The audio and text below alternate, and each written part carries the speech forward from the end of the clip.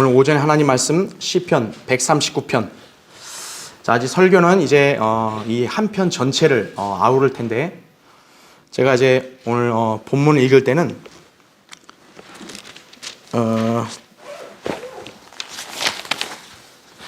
그 13절부터 제가 18절까지만 읽겠습니다. 네. 오늘 여러분 이 설교를 들으시고 하나님은 어떤 분이시냐 이거죠. 여러분 이 하나님이 어떤 분이신지, 여기에 담겨있는 심오한 진리들을 여러분도 잘 이해하시고 또 그대로 믿을 수 있어야 합니다. 그럴 때 여러분이 하나님에 대한 여러분의 믿음도 한층 더 강화되는 것이에요. 자, 13절 보시면요, 주께서 나의 내장을 소유하셨고 주께서 내 어머니의 태에서 나를 덮으셨나이다. 내가 주를 찬양하리니 이는 내가 놀랍고도 경이롭게 지어졌음이니이다. 주의 지으심이 기이함을 내 혼이 잘 아나이다. 내가 은밀한 가운데서 지음을 받고 땅의 가장 낮은 부분들에서 기묘하게 지음을 받았을 때 나의 형체가 주로부터 숨겨지지 아니하였나이다. 내 형체가 완성되기도 전에 주의 눈이 그것을 보셨으며 나의 지체들이 전혀 없고 형성되어 가는 중에도 주의 책에는 그것들이 다 기록되어 있었나이다. 오 하나님이여, 주의 생각들이 내게 또한 얼마나 귀중한지요, 그 수가 얼마나 더 많은지요. 내가 그것들을 헤아리려 하면 그 수는 모래보다도 더 많나이다. 내가 깨어날 때 여전히 주와 함께 있나이다. 잠깐 기도하겠습니다. 위대하신 아버지 하나님, 오늘 이렇게 주일 오전에 화창한 날씨를 허락해 주시고 하나님이 세우신 이 교회 장소는 쾌적하고 또 포근하고 따뜻하기에 우린 이렇게 주님께 나와 경배드리는데 아무런 지장이 없습니다. 주님의 그 놀라운 은혜와 따스한 손길에 감사와 찬양을 드립니다. 방금 봉독한 말씀으로 저는 우리 성도들에게 설교하고자 합니다. 저는 주님의 도구에 불과합니다. 저는 아무것도 아닌 존재입니다. 이 시간도 성령님께서 제 안에 충만해 주셔서 저의 입술을 관장해 주시고 주님이 저에게 넣어주신 이 말씀을 우리 성도들에게 담대하고 능숙하게 잘 선포할 수 있도록 역사해 주시기를 원합니다. 이 설교에 기름 부어주셔서 이 말씀이 주님의 능력에 따라 우리 성도들 각인의 마음속에 효과적으로 역사하게 해주시고 다시 한번 우리 성도들이 귀한 성경적 지식을 잘 이해하고 깨달을 수 있게 해주시고 주님을 더욱더 온전히 신뢰하고 경이로우신 주님을 찬양하는 우리 모든 성도들 될 수 있도록 역사해 주십시오. 마귀가 어떤 형태로든 이 시간을 틈타거나 방해하지 못하게 막아주시고 우리 모두가 말씀으로 충만하고 영육 간에 강건해지는 귀한 시간 되게 해주십시오. 다시 오셔서 저희를 데려가 주실 주 예수 그리스도 이름으로 기도드립니다. 아멘. 우리의 놀라우신 하나님, 이런 제목으로 말씀을 전하겠습니다. 세상에 가장 어리석은 자가 누굴까요? 성경에 따르면 하나님이 없다고 하는 사람이에요. 시편 14편 1절에 나오죠. 세상은 지혜가 없고 교육을 덜 받아서 학식이 떨어지는 사람들을 어리석다고 평가하지만요, 사실은 고등교육을 받지 않은 사람들이 오히려 전문 지식과 학식이 풍부한 지성인들보다 더 지혜롭고 현명한 경우는 우리 주변에서 다양하게 목도할 수 있습니다.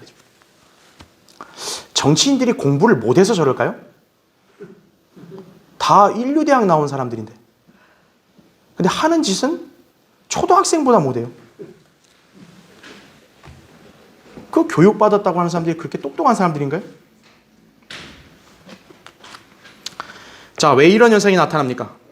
현대 지성인들은 학문과 교양을 통해 자신이 똑똑하다는 자만에 빠져 있고, 그래서 자신이 볼 수 있고 생각할 수 있는 영역만이 전부라고 여기기 때문입니다. 그러니까 자기가 눈에 볼 수 있고 자기가 알아야만 진리고 자기가 모르면 진리가 아니라고 여기는 거예요, 인간은. 정말 그럴까요? 과학이나 학문으로 규명할 수 없으면 그럼 진리가 아닐까요? 지식과 교육으로 판명하기 불가능한 이치들이 오히려 이 세상에서 벌어지고 있습니다. 교육받고 현명하다고 자부하는 자들이 그래서 어리석은 자들이에요. 교육받아서 뭐 과학적으로 뭘 어쩌고 저쩌고 해야 그게 진리인가요? 이 세상은 우리가 배운 이론과 지식으로 분별할 수 있는 것들보다 오히려 우리의 이성으로 이해할 수 없는 일들이 훨씬 많이 나타나고 있습니다. 인간을 비롯한 생명체의 탄생을 한번 보십시오. 자연 생태계가 유지가 되고요. 기상현상이 주기적으로 바뀌고요. 심지어 우주의 천체가 세밀하고 정교하게 운영되는 현상을 보십시오. 이런 것들에 대해 인간의 이성으로 그게 판별이 됩니까? 여러분의 이성에 따라 날씨가 바뀌나요? 비 와라 이러면 비 오는 거예요? 애기야 태어나라 그럼 애기가 태어나는 건가요? 자연스럽게? 인간은요, 이러한 자연 생태계, 생명체, 그런 우주의 어떤 섭리적인 운영에 대해서 단 한 가지도 인간은 왈가왈부하거나 주관할 수 없어요. 그렇기 때문에 인간이 무슨 만물의 영장이니 하는 그런 것은요, 바로 쓸데없는 헛소리예요. 그래서요. 자, 성경의 하나님은 그렇다면 어떨까요? 인간들과 비교해서요. 인간들의 이성과 식견으로 도저히 이해하지 못한다고 해서 하나님은 없을까요? 성경에는 오직 하나님 외에는 다른 신이 없고 우주 만물을 창조하시고 주관하시며 피조 세계를 관장하시는 분이 성경의 하나님이심을 강력하게 말씀합니다. 인간의 이성으로 이것이 이해되지 않는다고 해서 그러면 성경이 거짓말일까요? 하나님은 인간을 창조하셨다 그랬고 생명체를 낳게 하시는 분이라는데 그걸 거짓말이라 할 수 있는 거예요? 성경을 부인하는 사람들은요, 정상이 아닐 뿐더러 상식도 못 미치는 바보란 사실을 알아야 합니다. 성도는 자신이 믿고 섬기는 하나님이 어떤 분이신지를 성경을 통해서도 또 자기 인생 경험을 통해서도 다양하게 알고 있습니다. 여러분은 왜 하나님을 믿죠? 여러분은 성경의 하나님의 증거를 여러분이 믿으니까 믿는 거죠. 또 여러분 생애 가운데서 하나님의 손길이라는 것을 확신하니까 여러분이 하나님 믿는 거죠. 자, 우리가 믿는 하나님, 그 하나님을 찬양하기 위한 다양한 호칭들이 있죠. 위대하시다, 거룩하시다, 자비로우시다, 사랑과 은혜가 풍성하시다, 여러 가지가 있지만요, 우리가 믿는 하나님은 실로 경이롭고 위대하신 분이라는 점을 모두가 공감할 것입니다. 그분의 섭리, 그분에 대한 지식이 얼마나 뛰어나고 놀라운지 알고 싶으면 오늘 139편을 보면 되는 거예요. 아, 하나님은 이런 분이시구나 이거죠. 단순히 인간이요, 그냥 이용해 먹는 그런 신으로서의 하나님? 그런 건 없어요. 우리 하나님은 그런 분이 아니세요. 오늘 본문은 우리 하나님의 속성에 대해 심오한 진리들을 말씀하고 있습니다. 성경을 믿지 않는 자들에게는 이 시편을 도저히 이해할 수 없거나 또는 상식의 범위를 초월한다고 여겨서 거부할 것입니다. 그러나 성경대로 믿는 그리스도인이라면 성경을 하나님 말씀으로 믿기 때문에 기록된 그대로 받아들일 수 있습니다. 본문은 하나님의 속성들을 단순한 언어로 묘사하고 있습니다. 이 말씀들을 보면 인간은 하나님이 없으면 애초에 존재할 수 없다는 걸 알 수 있는 거예요. 하나님이 필요 없다고 여기고 하나님을 속이려고 하는 사람들도 있고 하나님의 처사를 무시하려는 사람들이 있다면 그 사람들은 참으로 어리석다라는 것을 오늘 본문에서 입증해 주고 있는 것이, 아, 하나님이 없어도 우리 생명 나올 수 있어요. 정말일까요? 아, 하나님은 이걸 몰라요? 내가 지금 뭘 생각하는지 몰라요? 하나님 모르실까요? 아유, 하나님도 뭐 별거 아니잖아요. 그럴까요? 이븐 에즈라는요, 이렇게 말했어요. 시편에 이 시와 견줄 수 있는 다른 시가 없다 그랬어요. 왜냐, 이 시에서 하나님의 경이로움 찬양하는 게 너무 놀랍기 때문에. 맥라렌도 이 시가 시편 전체 중에서 가장 고귀한 거라고 말했습니다. 왜냐하면 이 시편을 통해 우리가 믿고 섬기는 하나님이 얼마나 경이롭고 위대한 분인지를 알 수 있기 때문입니다. 자, 우리도 오늘 이 설교를 통해서 아, 하나님은 어떤 분이셨냐고요, 나한테. 그냥 피상적으로 아, 하나님은 거룩하시고 사랑이시고 은혜로우시고 그냥 이렇게만 알고 있었냐 이거죠. 그렇다면 오늘 이 시간을 통해서 우리 하나님이 얼마나 놀라운 분이신지를 구체적으로 이 말씀들을 살펴봄으로써 여러분도 이것을 확신하고 주님의 경이로운 섭리와 역사를 여러분 생애 가운데 늘 찬양하는 삶을 살기를 바랍니다. 그래서 시편 146편 2절에도 내가 살아있는 동안 주를 찬양할 것이요 내가 존재하는 동안 나의 하나님을 찬송하리로다. 여러분도 이런 고백대로 살아야 된다 이거죠. 자, 그래서 오늘 설교의 주제, 우리 하나님은 어떤 분이신가 이거죠. 예. 첫 번째요, 우리 하나님은 전지하신 분이다. 여러분 거기 본문 1절부터 6절 볼게요. 오 주여, 주께서는 나를 살펴보셨으며 또 나를 아셨나이다. 주께서는 나의 앉고 서는 것을 아시며 나의 생각을 멀리서도 이해하시나이다. 주께서는 나의 길과 나의 눕는 것을 샅샅이 아시며 나의 모든 길들을 익히 아시나이다. 보소서 오 주여, 주께서 모두 아시나니 알지 못하시는 내 입의 말은 한마디도 없나이다. 주께서는 나를 앞뒤에서 감싸셨고 내게 안수하셨나이다. 그와 같은 지식이 내게 너무 경이롭고 높아서 내가 이룰 수 없나이다. 인간이요, 죄를 지을 때가 언제인 줄 아십니까? 하나님이 모를 거라고 생각할 때 인간은 죄를 짓는 거예요. 현재 하나님이 자기가 갖고 있는 생각, 계획, 언행 등을 알지 못할 것이라고 그렇게 여기는 것이에요. 사람끼리 속일 수 있어요. 좋은 척하고 믿는 척하고 속일 수 있어요. 그러나 하나님은 못 속여요. 그런데 하나님을 속일 수 있다고 생각하면서 죄를 짓는 사람은 하나님도 속이려고 하고 자기도 속이려고 하는 사람이에요. 어리석다 못해서 한심한 발상이라고. 성경은 이런 것에 대해서도 죄라고 말씀하는 거예요. 잠언 24장 9절에도 어리석은 생각은 죄요 그렇게 말했다고요. 인간은 공개적일 때보다 은밀하게 죄를 범할 때가 많습니다. 왜냐하면 죄에 대한 대가가 엄중하고 처참하다는 것쯤은 누구나 다 알기 때문입니다. 그래서 인간은 가급적이면 죄를 숨기려고 하는 것이에요. 그러나 하나님 앞에 숨길 수 있는 죄는요 결코 없습니다. 욥기 34장 22절에도 죄악의 일꾼들에게는 자신들을 숨길 수 있는 아무것도 없고 죽음의 그림자도 없도다 이거죠.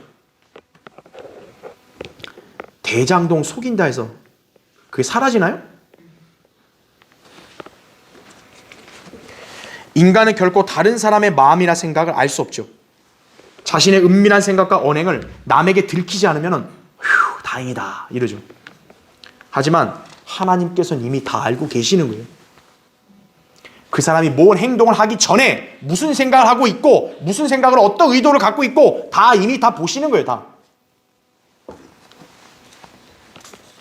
그래서 우리 성도들은 하나님을 두려워하는 거예요. 그랬어요.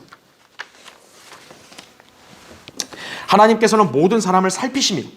주님의 시선은 악인에게만 또는 의인에게만 한정된 게 아니라 모두 다 살펴보신다고 잠언 15장 3절에 말씀하고 있어요. 주님은 인간들처럼 눈에 보이거나 귀에 들리는 것만 아시는 게 아니라 우리의 모든 생각과 마음과 계획과 언행 등을 다 알고 계십니다. 따라서 하나님 앞에서 구태여 숨기려고 하지 말아야 돼요. 하나님이 모를 거라고 애써 위안을 삼아 죄를 지으려고 하면 그건 오산이에요. 일단 주님은 우리 생각을 아시죠. 여러분 이거 인간이 이해할 수 있겠어요? 어떻게 저 사람의 생각을 우리가 어떻게 합니까? 하나님은 인간들 개개인의 생각을 다 아시는 거예요. 역대기상 28장 9절에도 주께서는 모든 마음을 살피시고 생각의 모든 상상을 아시나니 그랬어요. 성경은 우리가 생각을 떠올리고 있을 때 이미 하나님께서는 그 생각도 알고 계신다는 거죠. 플루타크라는 사람은요 이렇게 말했어요. 인간은 당신의 사악한 행위를 보지 못할지라도 하나님께서는 당신의 가장 내밀한 생각까지도 읽으실 수 있다 이거죠. 또한 주님은 우리의 길들을 아십니다. 우리가 행하는 것들, 개인적인 이런 습관들, 그 다음에 인생의 계획이나 목표, 언행 등에 대해서도 모두 아십니다. 에스겔 11장 5절에도 내가 너희 마음속에 생기는 일들을 일일이 아노라 이거죠. 인간이 가끔 예측은 할 수 있겠죠. 저 사람이 무슨 생각하는지 예측은 알겠죠. 근데 하나님은 생각 일일이 스쳐 지나가는 것까지 다 아신다라는 거예요. 인간은요, 마치 하나님 앞에서는 벌거 벗은 것과 똑같은 거예요. 그래서 본문에서 다윗은 주님의 위대한 전지하심에 대해서 자기가 너무 경이롭다고 그렇게 6절에 그렇게 고백한 거예요. 이 세상에 수많은 인간들 개개인이 품고 있는 생각이나 마음, 언행의 의도, 또 나아가 집단 안에서 은밀한 일들까지 인간의 지성으로 과연 얼마나 알 수 있을까요? 하나님은 그러나 모든 걸 다 아십니다. 지구상의 외딴 섬에서 또 무인도에서 벌어지고 있는 일들 모르실까요?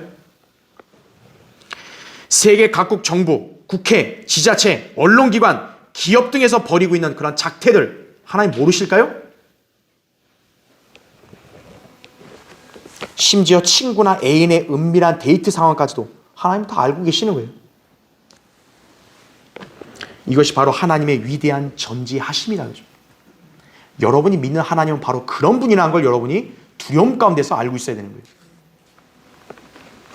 구원받은 그리스도인 안에는 예수 그리스도께서 계십니다. 예수님께서도 육신으로 오신 하나님이시기 때문에 인간들의 마음과 생각을 아십니다. 그래서 주님께서는 공생의 사역을 하실 동안에요, 인간들을 그다지 신뢰하지 않으셨어요. 요한복음 2장 24절 25절에 보면 예수께서는 그들에게 자신을 맡기지 아니하시니 이는 주께서 모든 사람을 아시기 때문이더라. 또 사람 속에 무엇이 들어있는지를 아심으로 누가 사람에 관하여 증거하는 것도 필요로 하지 아니하시더라 이거죠. 막 사람들이 이 사람은 결코 이런 사람이 아니에요. 이런 사람일 수 없어요. 그러면은 그런 증거를 들어야 우리가 인간은 알지만 하나님이 그런 증거 필요하겠어요? 하나님은 이미 생각을 다 아는 거예요. 이 사람 의도, 이 사람의 상상, 동기 다 아시는 거예요. 전부 다. 따라서 그리스도인이라면 주님의 전지하심 앞에서 정직하게 그분께 나아가야 한다. 이거죠. 여러분이 설교를 듣고 하나님 말씀을 공부하면서 뭔가 찔림을 받았다, 모르는 걸 깨우쳤다, 하나님께 정직하게 나가서 기도하는 거예요. 고백하고. 이건 부끄러워서 내가 하나님 앞에 기도 안 할게요. 그거 하나님 모르나요, 그러면? 아니, 하나님 앞에서 숨길 게 뭐 있어요, 인간이? 우리끼리 숨길 수 있는 게 있어요. 부끄러운 일도 있을 수 있죠. 하나님 앞에 숨길 거 없어요. 여러분, 하나님께 기도할 때도 다 그런 걸 얘기하는 거예요, 전부 다. 주님을 두려움 가운데 섬겨야 한다, 이거죠. 전지하신 하나님께서 그저 알고만 지나치시는 분이 아니십니다. 언젠가 모든 인간들은 전지하신 하나님 앞에 서서 그분께 설명해야 합니다. 마태복음 12장 36절에도 사람이 말하는 어떠한 빈말이라도 심판날에는 그에 관하여 설명하게 되리라 이렇게 말씀해요. 주님께서는 은밀한 것들을 심판하실 것입니다. 구원받지 않은 사람들은 훗날 주님의 심판 앞에서 모든 것들이 드러나고 그리고 영원한 멸망의 형벌에 처하게 될 것입니다. 하지만 우리 그리스도인들은 어때요? 예수 그리스도의 보혈로 은밀한 죄를 다 사함받은 거예요. 왜 예수 그리스도를 믿는 게 중요하냐? 여러분의 현재의 그런 은밀한 죄들까지도 주님의 피로는 다 깨끗이 용서될 수 있기 때문에.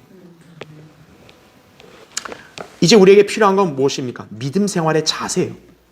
여러분이 이 땅에서 하나님의 전지하심을 의식한다면 누구를 이렇게 의식할 필요 없어요. 신실하게 주님을 바라보고 섬기고 그분의 능력을 찬양하는 삶을 그렇게 살아야 한다는 거죠. 그렇죠? 그리고 하나님 앞에서 정직하게 모든 것들을 기도하고 교제하는 그런 성도가 돼야 한다. 그죠? 자, 우리 하나님은 어떤 분이신가? 두 번째요, 우리 하나님은 무소부재하신 분입니다. 여러분 거기 7절 보세요. 139편 7절부터 12절 읽을게요. 내가 주의 영으로부터 벗어나 어디로 가며 주의 면전에서 벗어나 어디로 피하리까? 내가 하늘로 올라갈지라도 주께서는 거기 계시며 내가 지옥에 잠자리를 마련한다 하여도 보소서 주께서는 거기 계시나이다. 내가 아침에 날개를 달고 저 바다의 끝부분들에 거할지라도 거기서도 주의 손이 나를 인도하시며 주의 오른손이 나를 붙드시리이다. 만일 내가 말하기를 실로 어둠이 나를 덮고 밤이 나를 두른 빛이 되리라 할지라도 정녕 어둠이 주로부터 숨지 못하며 밤이 낮과 같이 빛나리니 어둠과 빛이 주께는 똑같나이다 이거죠. 다시 말하면 뭡니까? 여러분이 아무리 용을 쓰고 어디로 간다 해도 하나님의 면전에서 피할 수 없다는 거예요. 자, 무소부지하다는 건 없는 곳이 없다는 뜻이다. 하나님께서는 어디에나 계심을 말하는 거예요. 자, 인간의 이성으로 이해가 됩니까 이게? 안 되죠. 아니, 안 계신 곳이 없다. 하늘에도 계시고 지옥에도 동시에 계신다. 여러분 이게 이성으로 이해가 돼요? 그럼 여러분 이걸 안 믿으실 거예요? 믿는 거죠. 성경은 분명하게 하나님께서 어디서나 계실 수 있다고 말씀하십니다. 인간이 하나님으로부터 숨거나 떠나려고 하는 건요, 진짜 가장 쓸데없는 짓인 거예요. 예레미야 23장 24절에 주가 말하노라 누가 은밀한 곳에 자신을 숨겨 나로 그를 보지 못하게 할 수 있느냐. 주가 말하노라 내가 하늘과 땅을 충만케 하지 아니하냐 이렇게 말씀했어요. 여러분 하나님 앞에서 숨바꼭질 할 수 있어요? 숨을 수 있는 거예요? 없다고요. 과거에 1980년대 한 흑인 설교자가 이렇게 말했어요. 여러분은 절대로 하나님이 안 계신 곳으로 가지 못합니다. 여러분이 하나님으로부터 숨으려고 하면요, 어디로 갈까요? 방금 우리 읽었듯이 하늘에게도 주님이 계시고 지옥의 잠자리를 말해도 주님 거기 계시고, 구원받은 성도이건 구원받지 않은 죄인이건 하나님의 면전을 피할 수 있는 사람은 아무도 없습니다. 성경은 우리가 그분 안에서 살고 움직이며 그분 안에서 존재한다고 말씀하십니다. 사도행전 17장 28절에 우린 모두 하나님 안에서 살고 존재한다는 거예요. 따라서 어떤 피조물도 지리적으로 하나님에게서 분리되어 존재할 수 없습니다. 예. 본문에 나온 대로 아침에 날개를 달고 바다 끝부분으로 달린다고. 여러분이 성능종은 배 타고 저 동해안 울릉도 독도까지 가면 뭐 하나님이 안 계세요 거기에? 자, 혹은 어둠 속에 자신을 숨기고자 할지라도, 깜깜하니까 아무도 안 보이겠지. 인간들 안 보이겠죠 깜깜하면. 그럼 하나님이 깜깜하면 안 보이시는 거예요? 얘들아 빛 좀 비춰주라 하나님 그러시는 거예요? 하나님은 어둠에 있든 밝은 데 있든 똑같다 이거. 하나님한테는 다 아신다는 거죠. 계신다는 거죠. 하나님의 무소부지하신 능력 앞에서 인간이 숨을 곳은 아무것도 없습니다. 왜 이게 중요합니까? 이 진리를 모르면요, 하나님을 의식하지 않으니까 은밀하게 죄를 짓는 거예요. 그러나 죄 짓는 그 순간까지도 하나님께서 거기에 함께 계신다는 것을 여러분 생각해 보세요. 여러분 섣불리 죄 짓는 마음이 생기겠어요? 자, 우리가 잘 아는 선지자 요나가 있죠. 요나는 하나님 명령에 불순종해서요, 니느웨에 가서 말씀을 전파하라니까 저런 원수 나라에 가서 가기 싫다고 요나는 정면으로 하나님을 거부해서 도망가 버려요. 타시스로 도망해서 주의 면전에서 피하려고 했습니다. 나는 하나님 명령 따르고 싶지 않아요. 도망갔어요. 그럼 도망가면 하나님이 못 쫓아오나요? 요나 1장 3절에 나왔어요. 자, 요나가 하나님 면전에서 완전히 피했는가? 이거죠. 오히려 그는 폭풍으로 말미암아 한 발짝도 피하지 못했어요. 거센 폭풍이 부니까 배가 진전을 못하는 거예요. 전진을 못하는 거예요. 왜 그런가 제비를 뽑았더니 원인이 누구에게 나왔다는 거예요? 요나에게 나왔다는 거예요. 결국 요나 어떻게 합니까? 그래, 그냥 나 죽여라. 바다 밑에 던져라. 그 바다 밑에 던져서 요나는 죽었죠. 고래 뱃속에 삼켜지기까지 했다고요. 요나서 1장 17절에 나오죠. 하나님께로부터 이처럼 달아나려고 하는 것은요, 사람이 했던 것 중에 가장 무익한 노력이에요. 어린이가 마치 자기 손으로 눈을 가리고 누군가에게 자신을 못 찾을 것이라고 말하는 것 같은 유형이라고 볼 수 있다 그죠? 안 보이죠? 그럼 안 보이나요? 그렇죠? 우스꽝스러운 거예요. 성경은 하나님께서 지리적으로 온 우주에 충만하게 거하시는 분이심을 말씀하고 있습니다. 여기에 대해서 몇 가지 말씀들을 여러분에게 근거로 제시하면 다음과 같아요. 1번, 솔로몬이 하나님의 이름이 거할 성전을 짓고 나서 이렇게 고백을 했어요. 그러나 하나님께서 참으로 땅에 거하시리까? 보소서, 하늘과 하늘들의 하늘이라도 주를 수용할 수 없거늘 하물며 내가 건축한 이 전은 얼마나 못 미치겠나이까? 이거죠. 열왕기상 8장 27절이죠. 두 번째는요. 스테판은 솔로몬의 성전 건축 상황을 설명하면서 이 말씀을 인용했어요. 주가 말하노라. 하늘은 나의 보좌요, 땅은 나의 발판이라. 너희가 나를 위하여 어떤 집을 짓겠으며 또 나의 안식할 곳이 무엇이겠느냐? 이거죠. 여러분, 하나님의 영향이 미치지 않는 곳이 있어요? 이 우주에서요? 없다는 거죠. 고작 이 땅에 성전 하나 지어놓고 하나님 거기에 쭉 계세요. 그러면 하나님이 비집고 거기 들어가 계시나요? 하나님의 거처는요, 단순히 하나님을 다 포용하는 게 아니에요. 그 다음에 세 번째, 이제는 하나님께서 예수 그리스도께 만물 위에 모든 권세를 주셨습니다. 예수 그리스도께서는 만물 위에 계시고 그분의 몸인 교회가 만물 위에 모든 것들을 채우게 될 것입니다. 에베소 1장 22절 23절에 보면 또 만물을 그의 발 아래 두시고 그를 만물 위에 머리가 되게 하셔서 교회에게 주셨느니라. 교회는 그의 몸이니 만물 안에 모든 것들을 채우시는 분의 충만이니라. 이거죠. 이 만물이 그리스도의 몸으로 가득 채워지는 거예요. 자, 하나님의 무소부재하심. 구원받지 않은 죄인들에게는 두려운 진리이지만, 자, 우리 그리스도인들이 어떨까요? 이게 단순히 두려운 걸까요? 아니에요. 즐거운 진리입니다. 왜일까요? 내가 어디를 가든 주님은 거기에 나와 함께 계신다는 걸 증거하는 거 아니에요? 그렇죠. 내가 죄에 대해서는 두려움이 될 수 있지만 내가 죄가 아니라 하나님 말씀에 따라 사는 그 생활 자세를 갖고 있다면 여러분이 이 땅에 어디에 있더라도 여러분은 주님의 면전에 다 같이 있는 거예요. 네. 여러분이 진리를 알고 믿는 성도라면 이러한 놀라운 하나님으로 인해 감사와 찬양이 넘쳐야 한다 이거죠. 자, 우리 하나님은 어떤 분이신가? 세 번째요. 우리 하나님은 전능하신 분이시다. 전능하신 분. 아까 제가 읽었던 13절부터 18절에 그렇게 나오죠. 하나님이 전능하신 분이심을 모르는 성도가 있겠습니까? 그러나 막상 그분의 전능하심을 정확하게 알기란 여간 쉽지 않을 것입니다. 그럼에도 불구하고 우리는 하나님이 전능하신 분이심을 그분의 창조 능력과 섭리와 능력을 상고해 보면 좀 더 공감할 수 있을 것입니다. 여러분은 하나님이 전능하다고 말하잖아요.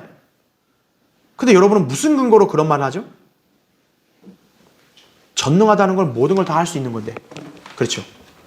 그냥 성경에서 전능하신 하나님 이 한 구절 갖고 여러분 하나님의 전능하심을 어떻게 더 자세히 증거할 수 있겠어요? 오늘 본문에서 하나님이 인간을 지은 이 창조 섭리를 보면 하나님은 이토록 전능하신 분이라는 걸 안다는 거죠. 그런 분께서 여러분의 자잘한 일들을 해결을 못 해주시겠어요? 질병, 사고로부터 여러분 보호 못 해주시겠어요? 자, 주님께서는 말씀으로 온 우주 만물을 창조하셨어요. 거기에는 동물과 사람이 다 포함되죠.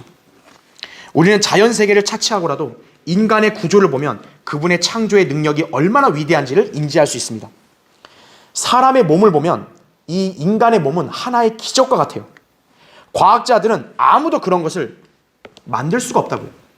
그리고 앞으로도 만들지 못할 것입니다.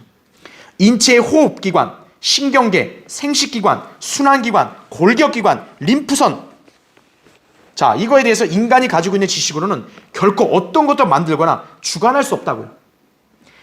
아무리 정교한 로봇을 만든다 할지라도 로봇을 만든다 해서 그게 인간인가요? 완전한 인간, 이런 호흡기관, 신경계, 생식기관 이런 걸 갖춘 인간을 만들 수 있을까요? 과학이? 몇 가지를 예를 들면요. 눈과 귀와 뇌는요. 방향과 거리와 치수에 대해서요. 결정을 내리는데 1000분의 1초도 걸리지 않는데요.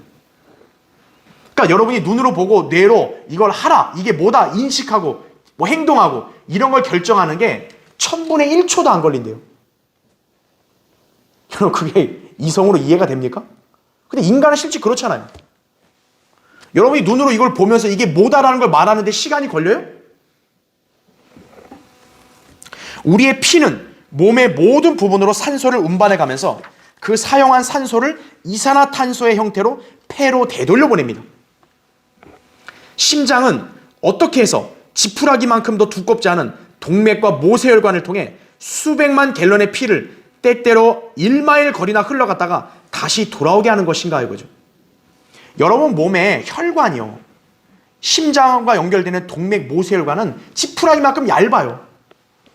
그런 것들이 엄청나게 연결되어 있는데 그 피를 어때요? 위에서 아래에서 위로 끌어올려서 심장까지 전달하고, 그런 게 어떻게 인간의 여러분의 몸 안에서 그런 일들이 어떻게 일어날 수 있죠?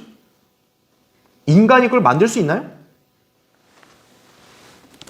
두 번째는 우리 몸속에는 피부의 각 제곱인치 넓이마다 2000개씩 있는 말초신경과 같은 무언가가 있어서 그것들 각각이 두뇌 속의 어떤 부분에 연결되어 있어요.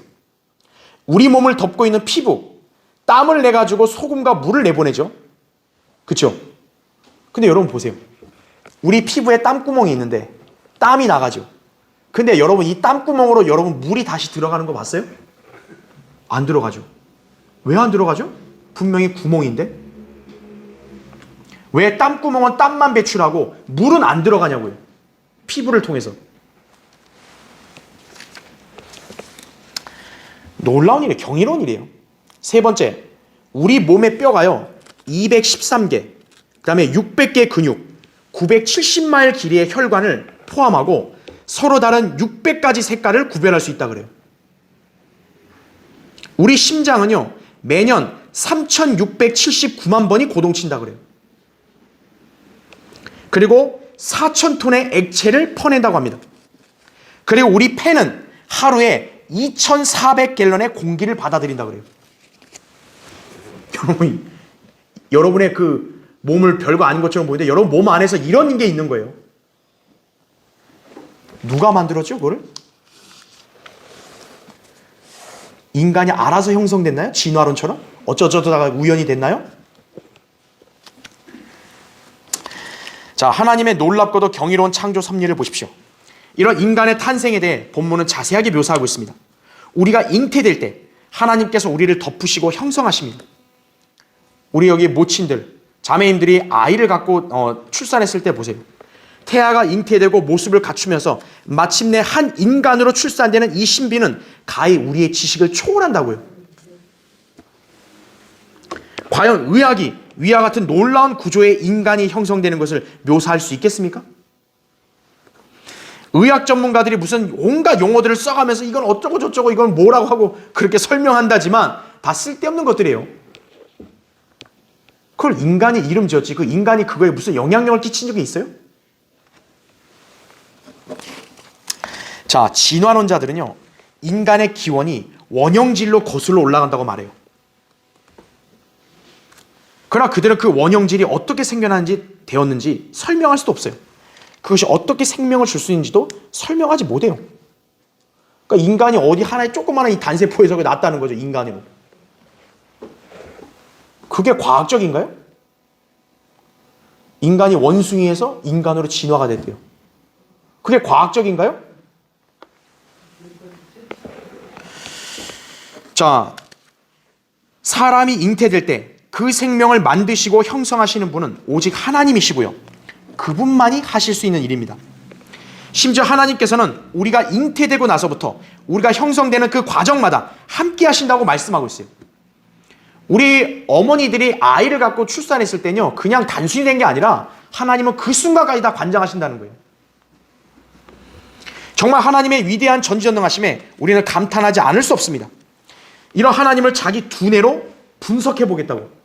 아, 하나님이 과연 있는지 없는지, 믿어도 되는지 안 되는지 내 머리로 좀 계산을 해보겠다고. 그게 가능하겠어요? 여러분, 인간은 하나님을 믿는 거지 인간은 하나님을 이해하는 게 아니에요. 여러분이 하나님을 이해하려고 하면 어떻게 되는 줄 아세요? 여러분 머리가 어느새 돌아버려요, 그냥. 하나님은 인간의 이성으로 접근되는 분이 아닌 거예요. 근데 우리가 그분을 알 수 있도록 하나님은 말씀을 주신 거예요, 그래서. 그러니까 인간은 그걸 믿는 거죠, 그냥. 우리가 믿는 성경의 하나님은 없는 것들에서 있는 것들을 창조하는 분이시죠. 그리고 모든 피조물과 자연세계, 은하계를 관장하고 계십니다. 심지어는 죽은 자들을 살리시고 피조물들에게 영생을 주실 수 있는 분이십니다. 다시 말해 하나님께는 불가능이 없어요. 창세기 18장 14절에도 죽게 너무 어려워서 못할 일이 있겠느냐 이거예요. 아예 주님은 나 취직 못 시켜줘요. 못 시켜줄까요? 주님은 나 결혼 못 시킬 거예요. 제 상황을 보세요. 그럴까요? 예레미야 32장 27절에도 보라 나는 주요 모든 육체의 하나님이라 내게 어려워서 못할 일이 있겠느냐 이거죠. 하물며 여러분의 생명, 건강, 생업, 가정을 지키시고 돌보시는 데 있어 하나님이 무엇이 부족하겠습니까? 여러분이 하나님의 전능하신 속성을 믿는다면 어떤 것도 두렵거나 불안해할 이유가 없어요. 자, 여러분의 하나님 전능하신 분이면 아십니까? 자신의 지성으로 감히 가늠할 수 있다고 그렇게 여기십니까? 하나님은 우리 이성으로 이해할 수 없는 위대한 전능하신 하나님이신 거예요. 여러분 각자는 하나님의 놀라운 섭리와 경이로운 역사를 늘 찬양해야 할 것입니다. 자, 우리 하나님 어떤 분이신가? 마지막 네 번째요. 우리 하나님은 의로우신 분이십니다. 18절부터 24절 보면요.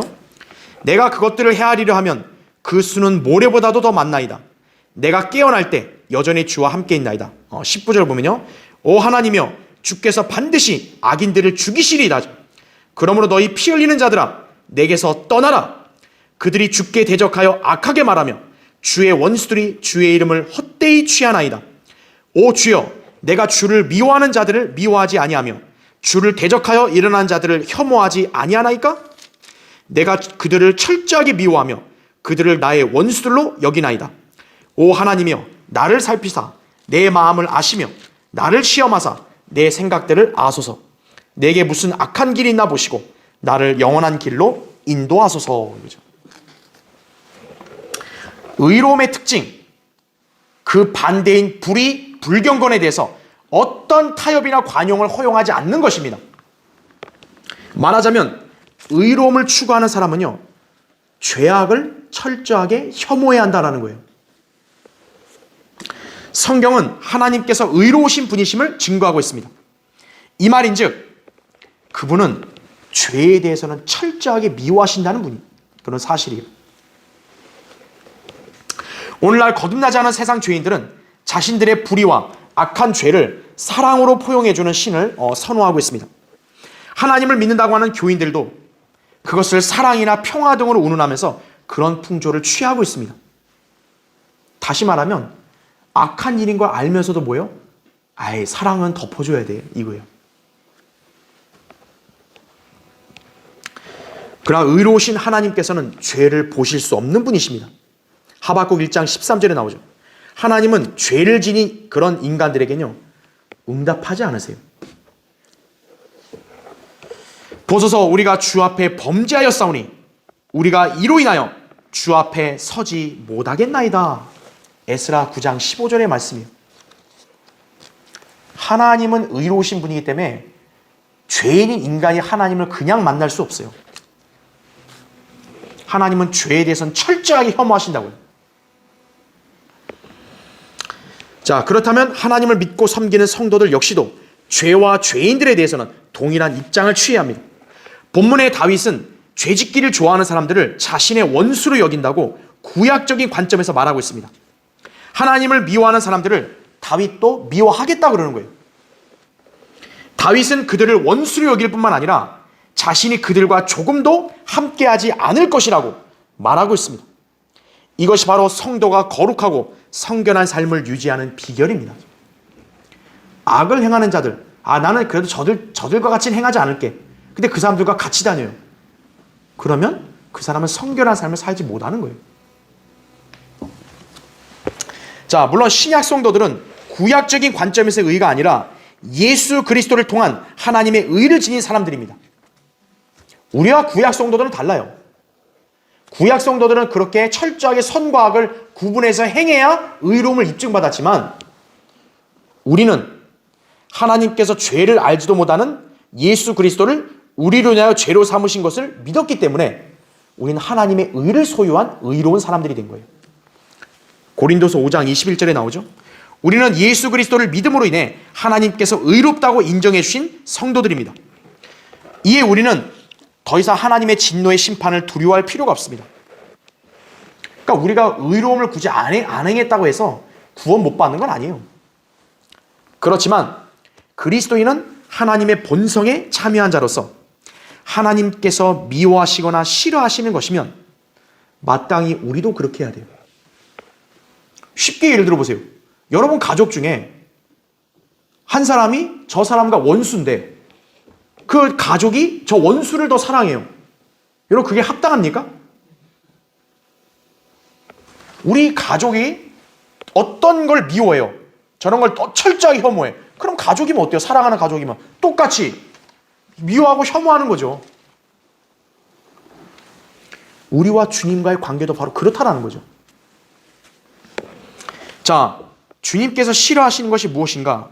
잠언 6장 16절부터 19절에 이렇게 나옵니다. 이 6가지를 주께서 싫어하시며 정녕 그에게 가증한 것이 7이니 교만한 눈과 거짓말하는 혀와 무지한 피를 흘리는 손과 악한 계획들을 꾸미는 마음과 악으로 달려가는데 빠른 발과 거짓을 말하는 거짓 증인과 형제 간의 불화를 일으키는 자니라. 이거죠. 하나님은 이 6가지와 7가지 싫어하시는 거예요. 우리도 그렇다면 주님의 자녀답게 그런 것들도 우리는 미워할 수 있어야 한다는 거죠. 우리는 그냥 죄인 자체를 단순히 미워하는 것보다는 죄들을 미워하는 거예요. 그러면 죄인들에게는 어떻게 될까요? 우리는 복음을 전하는 거죠. 우리가 그 죄인들에게는 어때요? 복음을 전하는 거예요. 왜냐하면 예수 그리스도의 복음만이 하나님의 의이기 때문에 그런 거예요. 하나님의 의를 소유할 수 있는 길이기 때문에. 자, 비록 우리가 구원받았다 할지라도 하나님께서는 우리의 죄악이나 잘못에 대해서도 늘 살펴보십니다. 이에 우리 각자도 항상 주님과의 관계에 있어서 내가 죄에 연루되지 않았는지, 또 주님과 내가 멀어져 있지 않은지 여러분 자신을 살펴야 돼요. 왜 예배 때 설교를 하고 이렇게 말씀으로 찔림을 주겠어요? 그렇게 된 사람이 있으면 빨리 바로 잡히라는 거예요. 우리는 주님의 보혈에 근거하여 자백하면 용서받는 거예요. 요한일서 1장 7절 9절에 나오죠. 주님께서 우리의 마음과 속을 살피시기 때문에 우리가 그분 앞에 책망받을 것이 없도록 자신을 정결하게 지켜야 한다고요. 그럴 때 우리는 항상 그분의 존전에 나아가서 그분과 교제하며 그분의 도우심으로 살 수 있는 것입니다. 하나님은 의로운 분이기 때문에 나도 그 의로움 가운데서 행하고 거하고 행해야지 주님과 교제가 되는 거예요. 이것이 바로 자신 믿는 하나님께서 의로우신 분이심을 인지하고 사는 것입니다. 자, 여러분 항상 믿음 생활할 때 주님과의 관계에 있어서 자신이 부족했거나 잘못한 부분이 있는지 말씀을 통해서도 잘 살펴야 돼요. 옆에 사람은 잘못됐고 나는 좀 괜찮아. 그런 거 없어요. 여러분 잘 모르겠다면 다윗처럼 기도할 수 있어야 돼요. 자신을 잘 살필 수 있도록 주님께 기도하고 알려달라고 해야 되고, 또 주님께 자백하여 다시 그분과의 관계를 회복하고 그분의 인도하심을 받는 삶을 사는 것입니다. 이렇게 살면 우리 자신은 하나님의 놀라우신 속성, 즉 그분의 의로우심에 대해서 찬양하고 그분께 영광을 돌릴 수 있는 것이에요. 자, 결론을 맺겠습니다. 하나님께서는 결코 우리 이성과 두뇌로 분석하거나 이해할 수 있는 영역의 신이 아닙니다. 만일 우리가 하나님을 완전히 알고 이해할 수 있다면요, 우리가 굳이 뭐하러 하나님을 믿고 하나님을 경배하죠? 그렇죠?